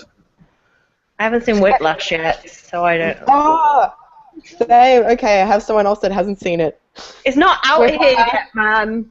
Not out Whiplash here yet. is amazing. Yeah, same. It's amazing. Whiplash. Must find Yeah. it. I Do what you can't. can to find it. It's an amazing movie. I can't do my top 10 list without seeing Foxcatcher and Whiplash. Sucks. See, I'm postponing mine till I see Birdman. Yes. Oh, Yeah, either. It's like, psh, no one will care. Birdman is incredible. I can't wait to see Birdman, yeah. I'm also waiting to do my top 2014 list till I see Birdman, Foxcatcher, yeah. So what questions have you guys covered and stuff? I'm really late on this thing. Yeah, we're over an hour. How long have we been up on this now? An hour and a half. Yeah, something like that. Have we covered most of the? Have you guys covered most of the questions? I think so. I think so. Yeah. I think. Oh, I missed the whole party. I'm gonna have to go back and watch this again. Yeah, I think I'm going to have to head off soon, actually. I know you just got in, Rihanna. I'm sorry, but... We'll blame the tubes. Half of them were shut. So How come? they just thought, hey, everyone's going back to work today. Let's shut the tubes. That's a good idea. Oh, wow. Lovely. It was the worst, but yeah. At least I'm here now, and I can just say hey to you guys. Why don't you just talk us through what you thought of Thorin Oakenshield's final battle and death scene? Emotional. We talked about that quite a bit. So why don't you tell us what you thought about it? So emotional. It was because I just finished the book. I'm kind of like skeptical about it now because it's different, isn't it? Like there's a different scene like where Philly and Killy die together, and then Thorin's like, where are they? And Gandalf's like, go see them soon. And it's like, oh, too much emotions going on there. But yeah, I guess I would have liked it more if Philly and Killy had died together and him not die for Tauriel. Like, I love them as a pair. But I don't know. It's more like a brotherly love thing, I guess. And then Thorin Oakenshield, I thought his battle was epic with... don't even ask me what the orc's name is, because I can't remember. The big orc guy. Yeah. That's the one. Thank you, Adele. Yeah, pretty epic. I love what they did with Richard Armitage's character in that film, like how he was just power hungry and obsessed and everything, and then he came back roaring and being the badass Thorin Oakenshield that he is. And then his death, like, because I already knew that they were all going to die, it kind of felt a little less emotional to me, but it hit me really, really hard, because those three are my favourite characters, like, apart from Bilbo in the whole trilogy, so, yeah. It was pretty emotional. I was like in the theatre with my best friend, and I was like holding her hand, and I was like, I can't believe it's over. I can't even deal with this right now. Oh, we got out and we were like, did that actually happen? I don't believe that actually happened. It was terrible. So sad. Are you looking forward to going back and seeing the extended edition? Oh yes. Have you seen the extended? Yeah, have you seen the extended for the first two Hobbits? I haven't. I haven't either, but I've heard that there's a lot of in the second one. I've heard that there's a lot of Bilbo walking around. Oh. Because like in the book, basically when they're all in the elven dungeons, he's just sort of walking around minding his own business.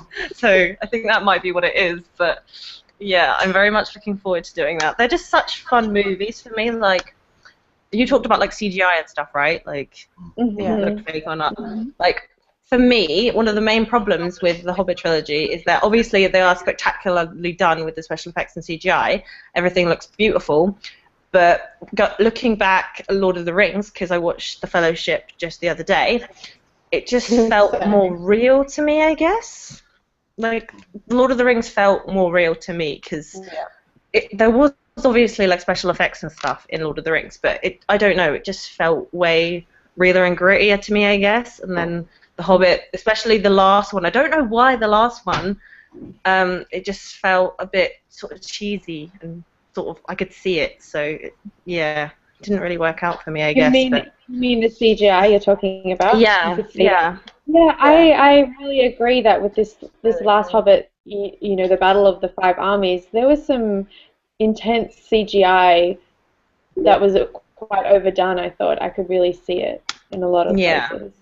It wasn't the best bit for me, and then like, wasn't Billy Connolly completely CGI or something? I was talking about that before. Billy Connolly, so he's like this 6-foot comedian, and then they just cut his face out and put it on a dwarf face and added all this like red hair to kind of cover the lines where they were obviously mashing his face on someone else's body. And in those fight scenes when he's come off that, I don't know, do we say what it was, like the warthog or whatever with the tusks? And he's spinning around. I mean, I don't know. I thought that was just too much. I don't know why he was cast there. It was a total surprise, first of all. I heard his voice. You know, you recognize his voice. His accent is so distinct before you even saw his face. But that was really bizarre. I don't know what that was about. My best friend was like, is that Billy Connolly? I was like, yeah, that's Billy Connolly. It was weird. But I don't know, maybe they should have cast another actor to like play him physically and then done his voice or something, because the CGI thing was just weird, I think, just to me. Brianna, you had a second question. Did you want to ask that question? We answered the one opinions about the love triangle, but the second one, you want to bring that one up? That's really the final question. Yeah. Oh dear God, what was the question? Sorry. Which death shocked? Sorry, I'll just go ahead and ask it. Which death shocked you the most? And Oh yeah. satisfied with this? Yeah, I remember asking that now. Are you talking about just in this movie? I guess so. I mean, I can't think about if anyone's died in the other two Hobbit movies. Like, obviously in Lord of the Rings we have Boromir in the first one, but I guess we can just talk about like the whole Middle-earth saga. Let's just do that. With which death? Yeah. Well, it wasn't a surprise for Boromir because Sean Bean dies in every movie. So that wasn't a surprise. It was, well, that was the first, when Boromir died in the first Lord of the Rings, The Fellowship, that was absolutely the biggest surprise. Because I saw that first movie before I even got into the franchise, before I'd even read the books. That's what got me started in the whole thing in the first place. And when I walked into that first movie, The Fellowship of the Ring, I had no idea what Lord of the Rings was. I just walked into that movie and had no idea what to expect. So the whole thing was just, I think I had my mouth hanging open the whole movie. I was like...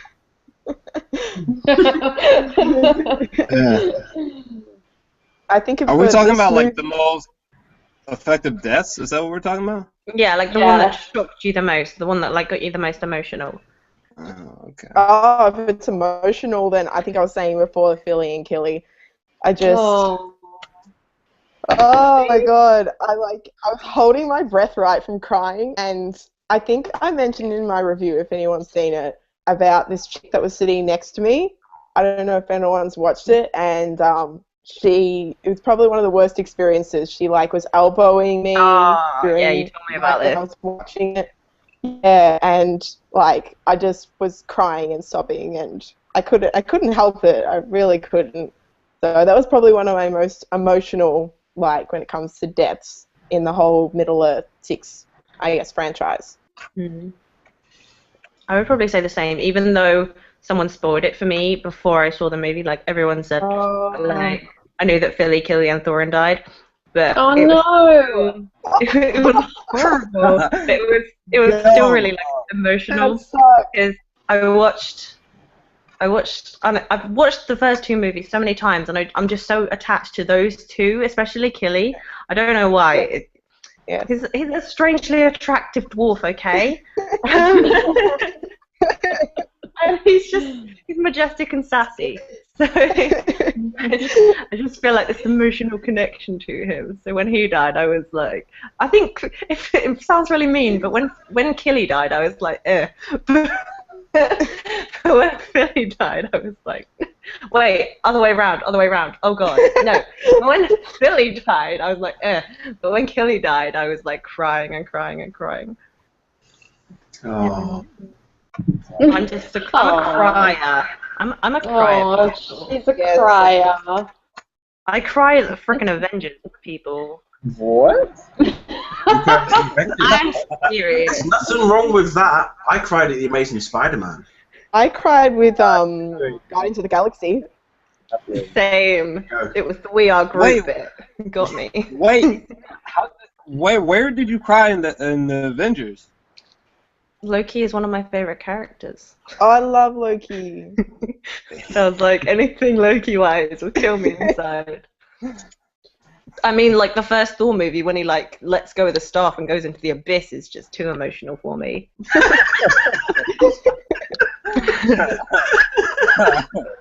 Don't laugh at me.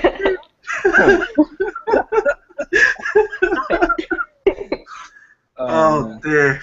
Saying that though, I actually also cried at the the Star Trek movie. J.J. Abrams did the first one.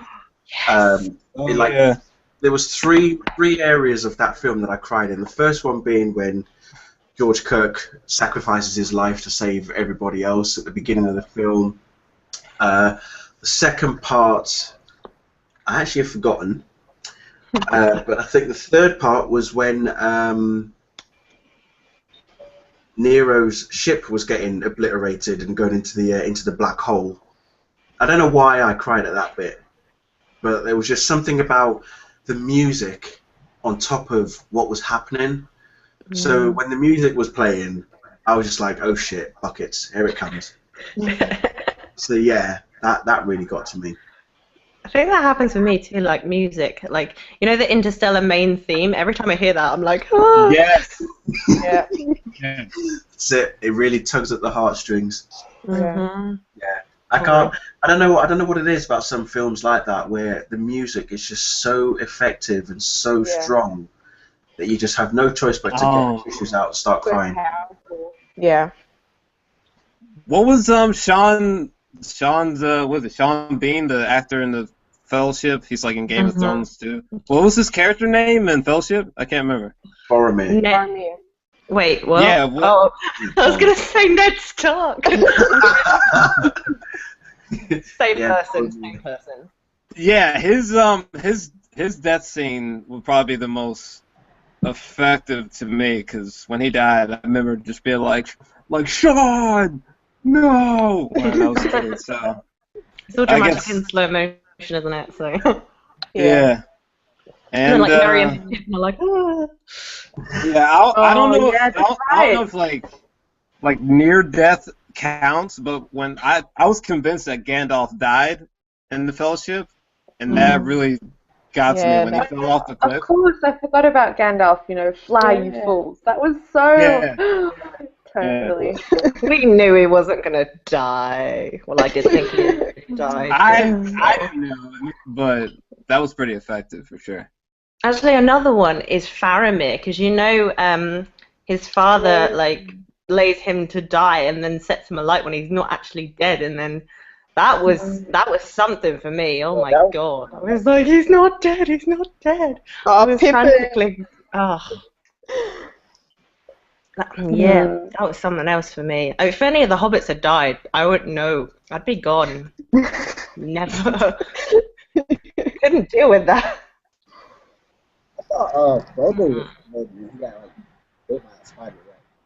Did I see that? He got stung by a spider. Yeah. Yeah. I thought he was dead. Have we got any more questions left? I have one. Okay. Mine just requires a short answer, but like, how do you guys rate the Hobbit trilogy in numerical or alphabetical order? Like, how do you guys rate them, I should say. LJ, do you want to go first so we don't have like overlap each other? I mean, for me, Unexpected Journey, I go back and forth. It's like a 6 or 7 out of 10 for me. I can never make up my mind. Desolation of Smaug, I probably give a 9, and this last and final Hobbit film, I'd probably give it an 8. I think. So you like the second one best? Oh, absolutely. Yeah, I would have to agree with you that I would rate the first movie, An Unexpected Journey, lower, and then the second movie, The Desolation of Smaug, all those scenes in the Lonely Mountain between Smaug and Bilbo, and when Thorin is just starting to go dark. Yeah, that was definitely the best movie for me, and then the last movie, yeah. Yeah. Yeah, I'd say Unexpected Journey would be like third, and then the most recent one, and then Desolation of Smaug would be my top one. That's probably my order. What about you, Rihanna? Oh, what? Oh, sorry. No. In my own little world. Yeah. Unexpected Journey felt really long for me, but like obviously there's that scene with the riddles between Gollum and Bilbo, which is just epic and awesome. That's really good. But it's still my least favorite. Yeah, it's such a good scene, but like it's still my least favorite. I think I would rate that like a 7. And then I'm like everyone else. Like Desolation of Smaug is my favorite. I love this I love the barrel scene. It's so much fun. Yeah. So good. Yeah. And then obviously we have Lee Pace. Oh. That's all I'm gonna say. Lee Pace. Yeah, Desolation is definitely like 9.5, and then this one would be like not 8.5, I think. I wanted to love the last one like so much because I had so like such high expectations for it. But I guess the dragon slaying was a bit rushed for me, and then everything else. Like in Desolation, they cut it so well that like it built up tension really well. But in the last one, you had like following so many different characters. Like when you cut it, it's just like, kind of bring something away from the film for me, I guess. So that would definitely be it. So it'd be Unexpected Journey, Battle of Five Armies, then Desolation of Smaug. Desolation of Smaug will always be my favorite, I think. Like my favorite Lord of the Rings is Two Towers, so I think I think it's a reoccurring thing. So yes. Sam? All right, Samantha or me? I think you. We need to sort this problem out. Definitely for me, Unexpected Journey would be, I'll probably give it like a rating of maybe like a 7. This one, I really enjoyed it. I like how they brought everything full circle. I'd have to give it no less than 8.5. But Desolation Small, I really loved how the pacing was and just the anticipation coming off of the end of it. Like, it tipped the bar for me of anticipation. Like, okay, wow, this is awesome. I feel like Middle Earth is back in the house. So I think that'll always be good for the Hobbit series for sure.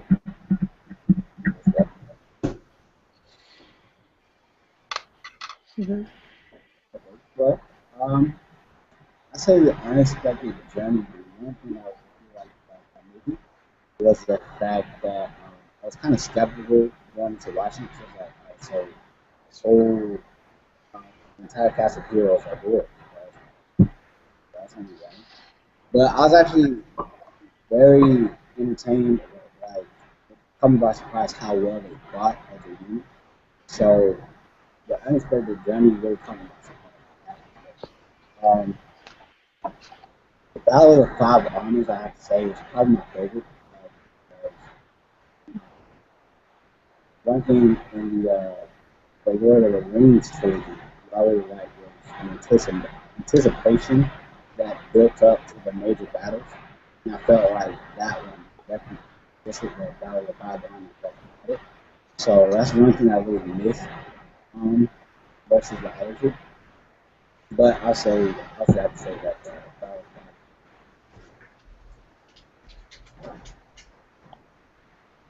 Okay. CK and Samantha?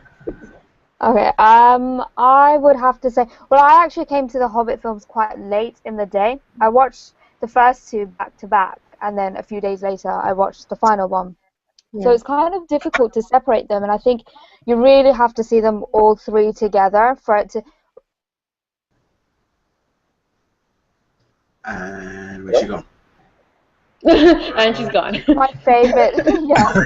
My favorite would be like Unexpected Journey. I really like that. I like all the quieter bits, you know, when Bilbo Baggins is walking around his house and stuff. And it was also neat, and he had lots of cutlery and everything. So I thought that was quite cool. Yeah, and like, you know, people came around to his house and they were all cleaning it. They had a little song. So I think that was probably one of my favorites. And I also like the 45-minute kind of battle scene towards the end. So I like the first bit and the second bit. Smaug, I know everybody else seems to like it. I thought it was okay. Again, that would be a 7.5 really. Well, I'm going to say that, again, Unexpected Journey was a bit mediocre. Although I did enjoy, as Rihanna said, the awesome scene between Bilbo and Gollum, the riddle game that they had with each other. But also, what I want to touch on quickly before I actually really vote on these three films, regarding that scene between Gollum and Bilbo, was towards the end of that scene, just as everybody was coming out of the mountain. You got Bilbo obviously hiding with the ring on his finger, and he's got the sword to Gollum's face. and you just see in that instant that you actually feel sorry for Gollum in a sense. And I actually did for that moment. I really did feel sorry for him, because it's like, here he is, he's all alone, and Bilbo's probably the first person that he's seen in a long time, and obviously the fact that the ring was part of him, and it's gone missing, and it was just that sense of loss, that sense of, you know, being alone and seclusion and stuff, and you know, there was just that emotional aspect where you just thought, you know what, I actually feel for him because he doesn't deserve this. And that's where Bilbo then realizes, yeah, I'm not going to kill him because that's too easy. He just doesn't deserve that kind of, you know, action, essentially. So yeah, that was very heartwarming. But yeah, I would say The Unexpected Journey, I would give it like a 7 out of 10. Desolation of Smaug, way up there. I'd say a good 9 out of 10, because everything about it was just brilliant. Especially, yeah, the barrel scene. Was it Bomber in particular, who was really jumping up and down and coming out of one barrel, then jumping into another. That was pretty awesome. And then the Battle of the Five Armies, whilst the battle scenes were good and some of the fight scenes were also good, I would probably give that about 7 as well. So yeah, those are my feelings on the films. Cool. I should have to call Bombar a Hobbit. I'm so sorry. Carry on. I'm a terror. Oh, dearie me. Hey, we've gone over all the questions, y'all. Y'all have anything else before we tie this up? No, I think we've done really well. 1 hour and 55 minutes. I think we've. You guys have managed good. I'm proud of you guys. I'm so sorry. I'm That's okay. worse. We're glad you were able to join us. Yeah, I'm glad I can speak to you all again and say hi to Nicole in actual person. Yay! Okay. So, are we going to meet up for some Avengers Age of Ultron? Because I think that's the next one. Avengers? That'd be sick. Absolutely. I'll be missing it because I'm in Europe. Oh, yeah. Which country will you be in? I Yeah. have no idea. I get there in March, so I'm not sure where I'll be. Comes out here on the 24th of April. Yeah. There's an idea. Yeah. Because I go back start of July, so I don't know what country I'll be in. Hopefully it's not dubbed over, because that would suck. Oh, yeah. Might have subtitles, but well, whatever. Cool. Right, well, it's the next big one anyway. I mean, there's Ant-Man, but I'm not actually sure when that comes out. That's in July. That's I not have July. no idea. I don't Long way away for Ant-Man. Yeah, July that. no idea. Ant-Man. No idea. But I'm excited about it. Yeah. Yeah. That's definitely out in July next year. Okay. And then we'll do like. That's right at 2 hours. I don't know what comes out after that. Star Wars? Star Wars, yeah, I think that's so late. Like next year, there's only 3 movies we can do this for. Unless you want to like do some random one or whatever, if you'll see it. Sounds good, guys. That certainly sounds good, yeah. All right, everybody. Well, it's 1 o'clock in the morning here in the UK, so I think myself, Rihanna, and Simantha shattered. We are out of it. We're going to bed. No, but seriously, guys, it's been a pleasure. Yeah, it's been a pleasure. Yeah, it was nice talking to you. Yeah, great to join. Yeah, guys, I won't speak to you till next year, so have a new year. Yes, you do, Happy guys. New Year. Awesome 2015. Yeah. Yeah. You're good, yeah. Yeah. All right. Bye. Bye.